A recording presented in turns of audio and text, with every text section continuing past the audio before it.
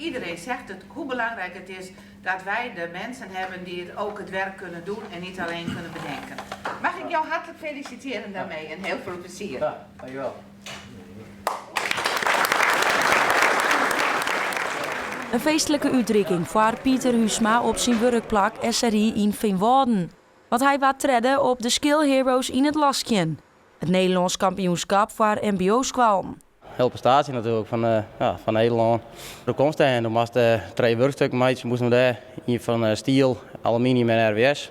Ja, daar moest dan een lasje, omheen een lasje.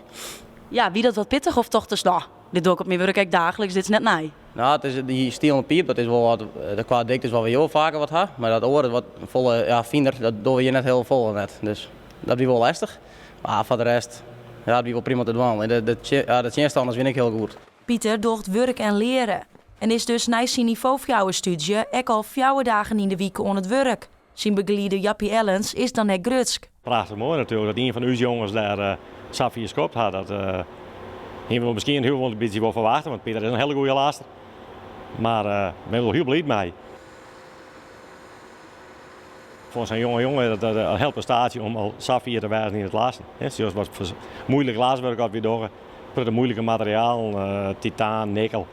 En dat kan Pieter al lassen. En daar is er een van de betere al in. Begonnen als op VMBO, toen koos een kant kiezen van bouw, metaal of de zwaar bijvoorbeeld. Nou, toen had ik al metaal gekozen en dat vonden we direct al leuk. Dus ja, toen is dat het weer een terug gaan. De metaalsector kwam de laatste jaren met problemen. Maar bij SRI in Veenwouden is personeel goed te vinden. Het is volle moeilijker dan vroeger. Maar wie mij in het kleien weer nog steeds genoeg om was. Misschien een van de grote voordelen dat we hadden dat hier een pruttige jonge jongens al werken. Ja, een jonge jongen wil graag bij jonge jongens werken. Het lukt natuurlijk om hier te werken. Wij doen een pruttige opleiding. Bij jou is de ruimte en de tijd ervoor. We staan op 1 dagen om jeugd aan te lopen en dat lukt het nog altijd nog prima.